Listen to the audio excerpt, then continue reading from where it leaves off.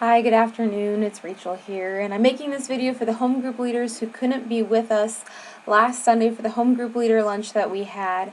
And we had a great time, but we definitely missed having you there, and I wanted to make sure you got some of the resources that we talked about over that lunch. And so the first thing I want to direct your attention to, and hopefully you can pull this up in front of you, are the home group values statements. And this is based off of the vision statement of Faith Center, which is that Faith Center is reaching up to God, around our community, out to the nations, and into the future with the love of Jesus Christ. And so you can see on the handout how it breaks down that vision statement so that it applies specifically to home groups. We want everything that we do to line up with the vision of Faith Center. That's what guides us and directs us, and home groups are just a part of that. And so first of all, home groups are reaching. Each Faith Center home group is intentionally purpose-driven. Whatever that purpose may be, perhaps that purpose is a community group, a dinner group, maybe you're using a curriculum or you're centered around an activity. Whatever it is, there is a reason why we're getting together. Home groups in and of themselves are not our goal. Our goal at Faith Center isn't to just create a bunch of home groups. It's to use home groups as a tool or as a vehicle to create something new or get somewhere new. So the question is, what does that look like for you? Are you hoping to bring people into community? Are you hoping to increase skills that we can use to bless others? Are you trying to bring about more discipleship? What is the intentionality of your group? How is it purpose-driven? Second thing is that they're reaching up to God. So every home group should include elements of prayer and worship and God-inspired conversation. So now, in some home groups where there's perhaps a curriculum, it may be more formal, where we're all going to take prayer requests and we're going to pray. Maybe we'll even sing a worship song together, something like that. But it doesn't have to look like that. We allow for very creative interpretations of this, elements of prayer and worship. So maybe that's, you just say a prayer together at the end if you're doing an activity group. Worship, we can worship God in a number of things that we do, but the important part is just kind of this last part, that's God-inspired. And so are we having God-inspired conversation? Is it bringing life and encouragement? Are the things that we're doing, are they adding to the health and the fellowship of people, or is it taking away? And in that way, we're looking up to God. We talk about God and we think about Him and on His works. So then we're reaching around our community. Home groups should always have room for one more. Although there may be times to suspend new membership for a short period, every home group should be willing and ready to welcome in other members of the body of Christ. Now, what does this mean? This means that we are always looking outside of us and our group of friends. We're looking into the newcomers here at Faith Center. We're looking into our communities, our neighborhoods, our places of influence, and we're looking for ways to bring in more people. That should always be our passion and desire. How can we bring in more? How can we build more relationships or deeper relationships with people? And it can become a temptation to just hang out with our friends, our best friends. You know, we have our group and we're happy in our group. But if we're not careful, that can become a clique. And so that's why we're always looking to other people. And there are times when perhaps you're in the middle of a curriculum and it's not a good time to open up the group. That's okay. There are times for that. But then there should also be times to open up and take new people in. And so we are reaching around our community, reaching out to the nations. Faith Center home groups are looking outside themselves to the community, serving and engaging in outreach. So maybe that means your home group decides to serve here at the Kids Carnival or Bounce City, or perhaps you guys want to go out and do some cleanups around the community. Whatever it is, if we are only looking inside our group and what we need, we can become insular, we can become isolated and unhealthy. The best thing we can do for our home group is to encourage people to look out and see, how can we serve? How can we reach out? How can we look to our local community? How can we look to the nations? How can we partner with what God's doing around the world? If you want to see health in your group and for the people in your group, then you will encourage them to reach out beyond us, to stretch ourselves, to get a little uncomfortable, to talk about global issues, talk about human trafficking and fair wages and these kinds of things. What does that look like from a godly perspective? And again, this doesn't need to be formal. It could just be the conversations you have with people as you're out, or I don't know, surfing or paddleboarding or playing tennis or whatever it is. But how can you encourage people to have a broader mindset than they already have? And then Faith Center home groups are reaching into the future. So we endeavor to see the body of fellowship grow, and home groups are a vital part of that. Each home group leader will participate in training and equipping future home group leaders so that home groups will be made available to an even greater number of people. So, if everyone gets together in their home group and they have their little group of friends and they stay like that for 10 years and everyone's a really good leader, but nobody ever goes out and starts new groups, or nobody ever gets trained and released, then we'll never have new groups. Here at Faith Center, we need our leaders to be looking into the future to say, for right now, we're going to be together, but maybe in a year, maybe in 2 years, we're going to send some people out to start some new groups. We're going to encourage that passion in them so that other people can join groups. We want to make that available for people. And you're an important part of that. I'm not in your group. I don't see who the leaders are, who has a passion that for something in the community, who has a passion for something in the body of Christ, and you can encourage that. So that's looking into the future. That's seeing what is right now, but also seeing what could possibly come and helping people walk that way. So finally, we do all this with the love of Jesus Christ. We as home groups are Christ-centered in all things. So in everything that we do, we make sure we do it with love, the love of Jesus, the love for Jesus. And we make sure that that informs everything that we do. Again, home groups are not the end-all, be-all. Surprisingly enough, they are a vehicle to help get people from where they are into greater discipleship, into greater community, into greater love. That's why we do what we do. And so we maintain flexibility and openness because it's all for God, it all is His, and we're just walking on that path with people. Well, now I'd like to turn your direction to the handout about frequently asked questions that I get.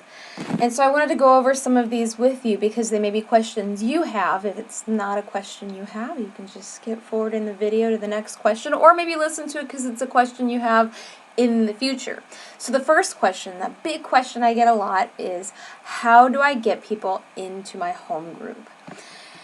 And this is a big question for people because I think it's a fear that people have. What if no one shows up? And that's a question I'll answer in just a moment. But for the first question, how do I bring people into my group? I would say, first of all, look for natural groups of influence in your life. At church, for example, maybe you're in MOPS, you're in men's ministries, you're in Prime Timers, you're in the young adults group, wherever you're at, look for those natural places of influence in the church, in your community. Perhaps you're on the PTA, your kids' sports team. Where can you connect with people in the community? Look to your neighborhood.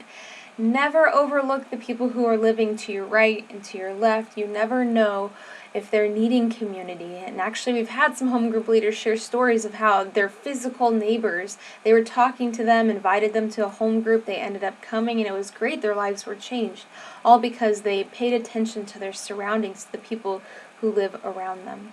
So pay attention to those around you. Have conversations with people out in the community and here in Faith Center, especially the newcomers. I see them, you probably see them too when you show up. There's sometimes people who come early and they just sit in the seats in the sanctuary and they're not really talking to anyone, or maybe they have a lost look on their face.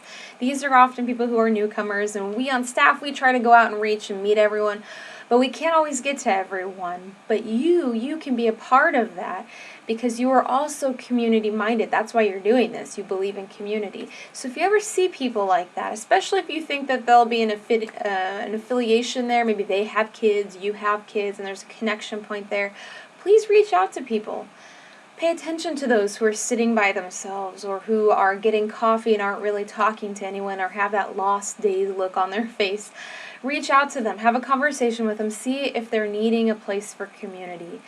It's not hard to just say, hey, we have a group. If you're ever interested, here's my phone number. We can give you directions. We'd love to have you come check it out. It means a lot to people. Believe it or not, from our side of things, that's like the number one thing that newcomers look for, is they look for community groups. They look for places to plug in. And while I can point them your direction, it means so much more for them to have a personal invite to a group, to have a friend already there, that being you. Also, pay attention to the people who have the same needs and passions that you have.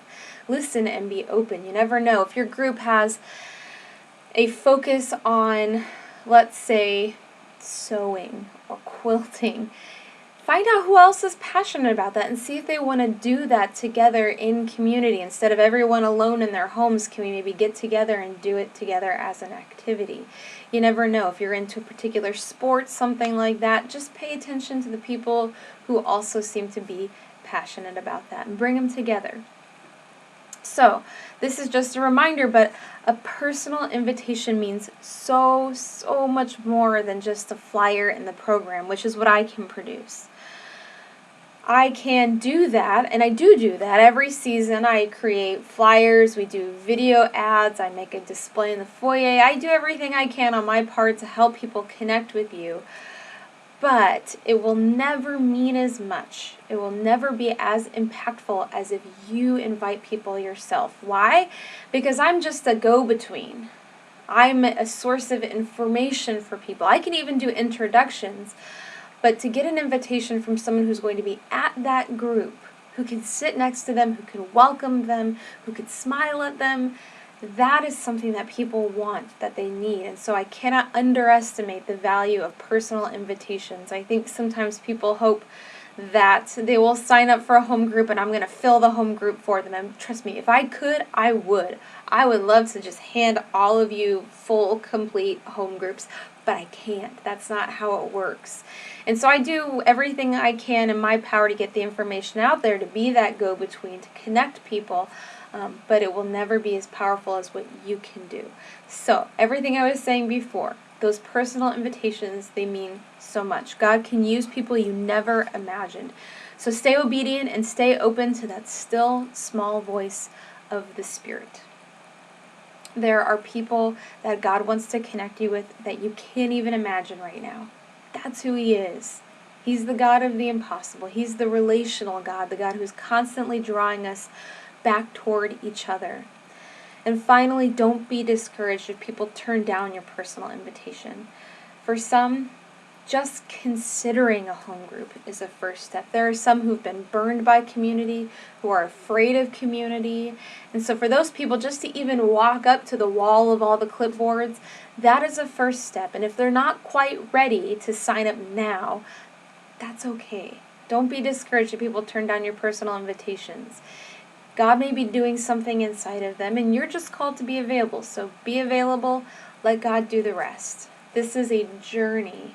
So maybe they don't sign up now, but maybe they'll sign up for a different season or a different group. But God's speaking to them, and that alone should be enough to encourage us.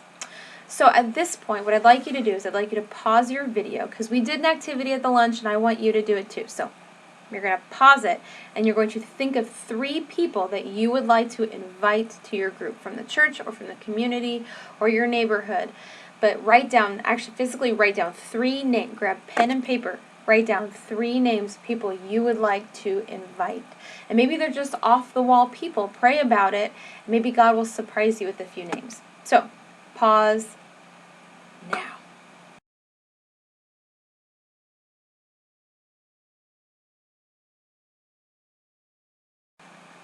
All right, question number 2, and I mentioned this one before. How do I cope if no one shows up? This is like one of the greatest fears when you run a home group. What if you clean your house and you put yourself out there and then nobody shows up?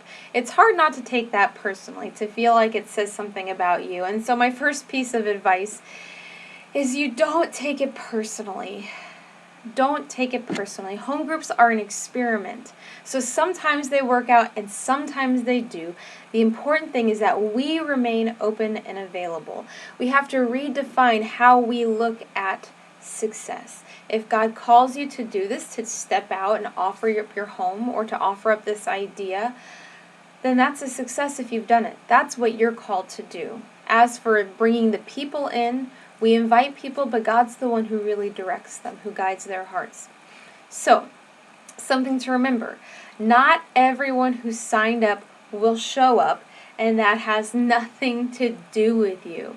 Sometimes people just get really excited when it comes to home groups, and they sign up for 10. I'm not kidding you. I stand at that display whenever we put it out there, and people are like, oh, I want to sign up for this group, and this group, and this group, and I know they're only going to attend maybe 2 of those. And so don't take that personally if people got overzealous and they signed up for too many groups and then they don't end up showing up. It doesn't have anything to do with you. Just sometimes people bite off more than they can chew. And also remember that people get busy sometimes and drop out, and that also has nothing to do with you. Think of your life. I'm sure there are times that you've signed up for something and then something happened with your kids or your family or your job, and it just kind of became impossible to keep going. Now that had nothing to do with the person who was leading whatever that was. It was just your life. It got busy. And the same thing goes for you and the people in your group. Sometimes life gets busy and people can't keep going. Don't take it personally. That's just life sometimes. But if people start slipping away, you may want to at least reach out with a phone call or in person, which is better than over text or email. They may have had hard life situations arise and they really could use some support, or perhaps they're just waiting for someone to reach out to them. That's something that we can provide. We can provide that personal connection that sometimes people need. And finally, stay creative. This is an experiment. It's an experimental process. And so I approach it this way, and I hope you approach it this way as well, that we have the freedom to take risks, we have the freedom to take chances, and we just have fun with it. So maybe the curriculum's good, but the timing isn't, or the group is good, but the focus should shift. Maybe it's an issue of childcare or not having childcare. Dialogue with your group as you go along to creatively find ways to build community and discipleship. Remember, your group is the vehicle, it's not the destination. And so a good example of this would be, I mentioned this at the lunch, is our group that we have, Financial Peace University. They are just now starting their 3rd or 4th season doing Financial Peace University. And the leaders are Paul and Lori Regalo, and they do an amazing job just staying creative. And so after every season, we ask ourselves, what did we like? What didn't we like? What should we try differently for next time? What works? What doesn't? And we have fun with it. And when we live like this, we won't always get the results that we want, or our group may not always be the biggest, most flourishing group, but that's okay, because we're trying things. It's a process. And so I hope you feel from me that you have the freedom to take risks, to take chances. If it works, great. If it doesn't work, also fine. All we're doing is responding to the call of God in our lives and trying to do so in a creative, fun way. And if it turns out that no one signs up or shows up, no worries. We tried something, we didn't hit a nerve within the community, and there is always next season. We can always continue creatively dreaming for community here at Faith Center. All right, another question that I get is, how do I find co-leaders? One great way to build a healthy group is to develop a team. No one person is equipped to do everything well. Not everyone is great at organizing and leading a devotion and being creative and being hospitable. So the best way to really strengthen your group is to develop a team of people, or to find another co-leaders to help do this with you. We need each other. So look for people who have similar passions or needs, but also people who have different giftings than you have. These are the people who are on the same path that you're on, but can approach it from a different perspective.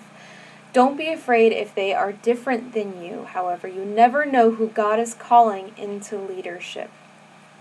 Also, this can help facilitate more groups in the future. As I was mentioning when we were talking about values, raising up co-leaders is a great way to actually help facilitate groups for the future. You're looking for other people to bring alongside you, to train, and then to release to start their own groups. We also have several groups that have been going for years now and have co-leaders, and they really appreciate that, so that when one person's out of town, the other person can lead. When something's happening in one person's life, the other person can lead. And it really just takes a lot of the pressure off the individual to be the rock for the group. Instead, there is a couple or 4 people or a whole team of people making that group happen. So consider that. Look for other people in the group. And then it doesn't have to be very challenging. You can just go up to someone and say, hey, I noticed that you seem to really care about this group too. Next season, would you think about co-leading with me? Maybe you could be in charge of whatever it is. Maybe you could be in charge of coordinating the food, or maybe you could be in charge of emailing everyone the schedule. Specifically, whatever it is you may be having a problem with. That's what you can do. It can be a really easy conversation with someone. And they may say no, but they may say yes. Usually I find people say yes when I ask them if they want to co-lead, especially if they're passionate about it. So that's the answer to that question. How do I find co-leaders? Now a big question. How do I deal with drama? As you can see in the notes, I wrote, we all hate drama, don't we? I hope you hate drama. I hope we all hate drama. It's one of the greatest fears of group leaders. What if everything devolves into chaos and we can't control it and we feel like our group is slipping away? What about those awkward tensions, those uncomfortable silences? What happens when the person takes over the group and now suddenly it's become a therapy session or event session? I mean, I've heard it all. It's always there in groups because there are people in every group, and where there are people, there is drama. There is the human element. There are lives that are being built up and unfortunately lives that are being torn down at the same time. And part of living life together is just living within that environment and just understanding that it's part of it. It's part of being a part of home groups. And although there's not a one-size-fits-all solution to drama, I did write down a few things for you to keep in mind as you guide your group through whatever is going on. So the first thing is that people are never our enemies or each other's enemies. So this can happen between spouses a lot when there is marital turmoil. It happens, we see, with divorce. If a couple gets divorced, maybe they feel like the other person is their enemy, or perhaps the group feels the need to take sides with one spouse or another spouse, and now suddenly it's an us or them within the group. And so an important thing to keep in mind that you'll need to remind your group of is that there is only one enemy, and it is not a single person sitting in that home group. Our enemy seeks to tear us down, to destroy our community, but it is not the people. They are not each other's enemies. They're not your enemy. You're not their enemy. We are all family. Maybe a dysfunctional family at times, but a family. And so to keep that perspective in mind, we only have one enemy, and it's not a single person in the group.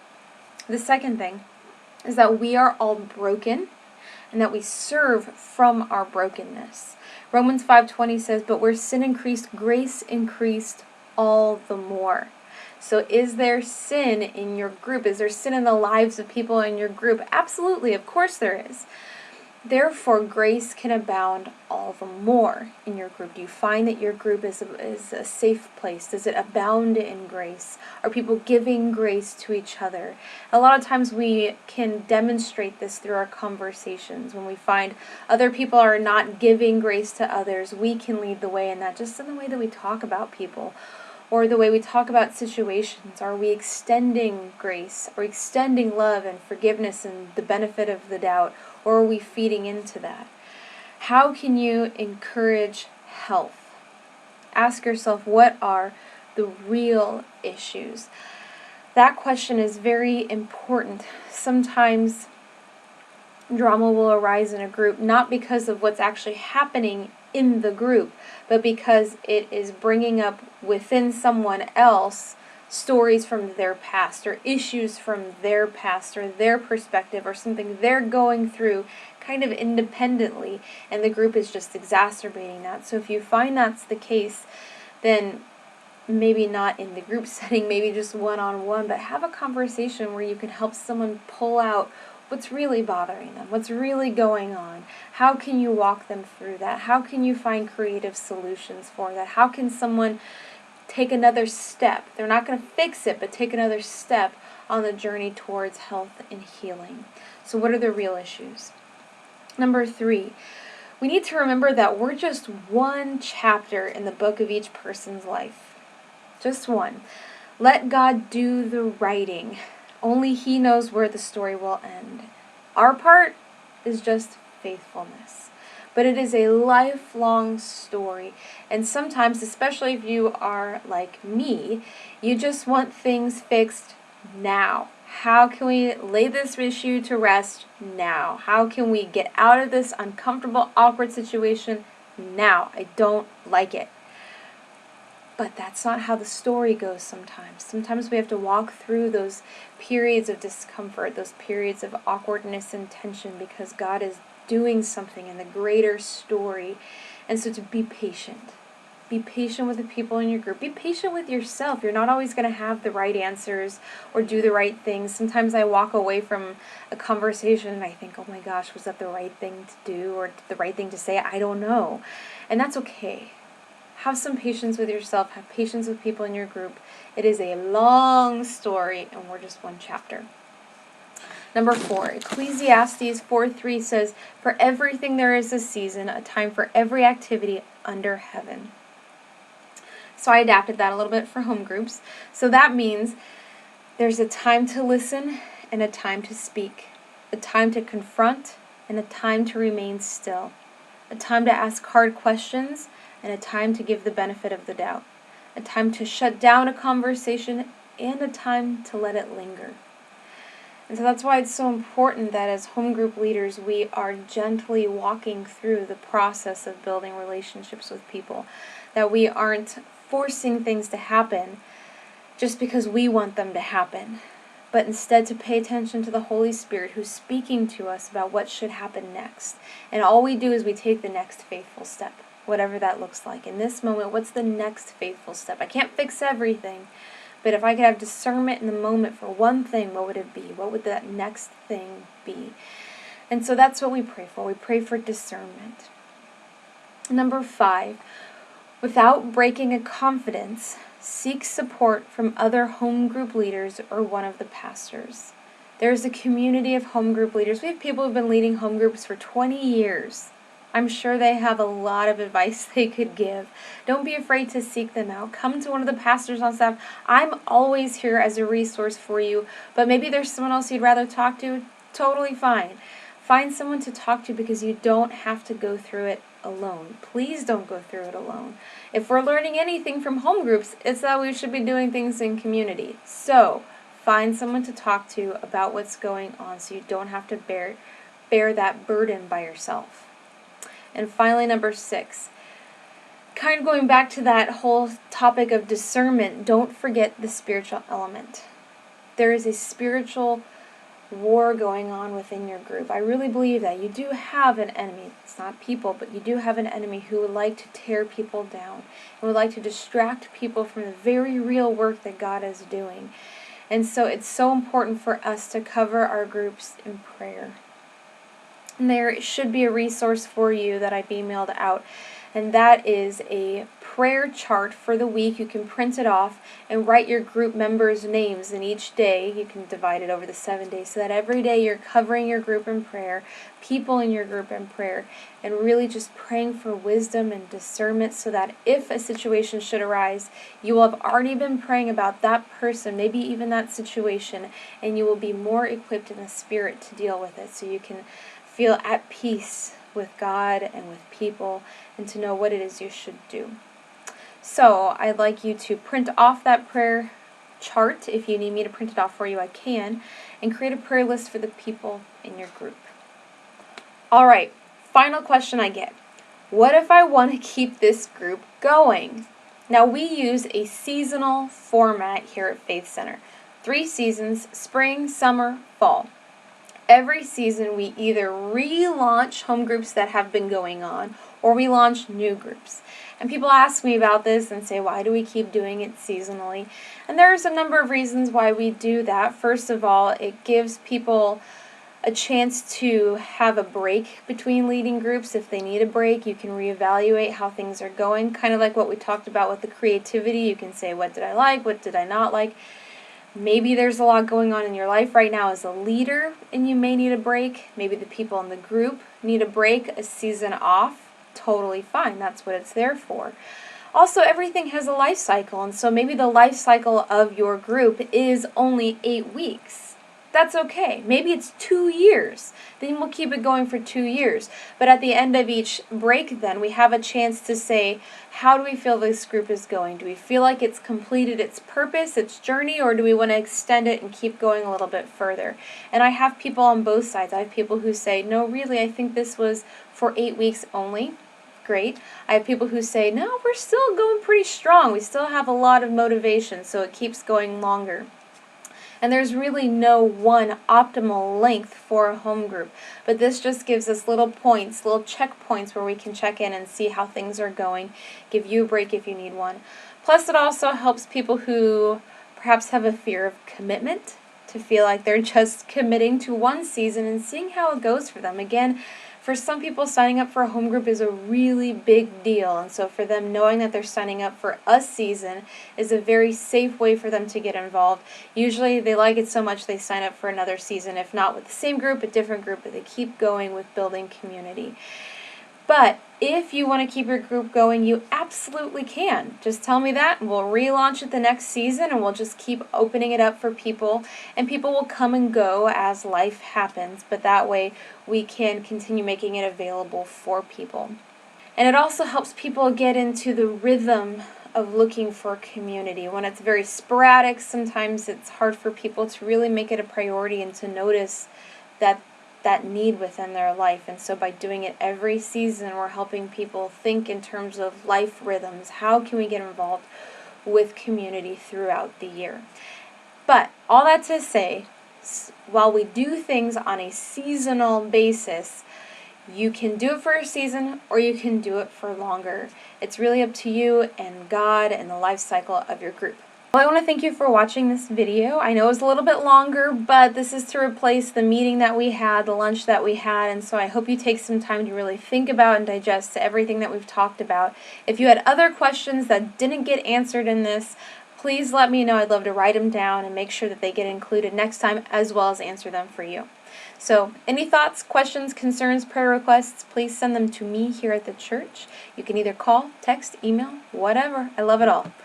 Thank you, and may God bless you guys. Bye.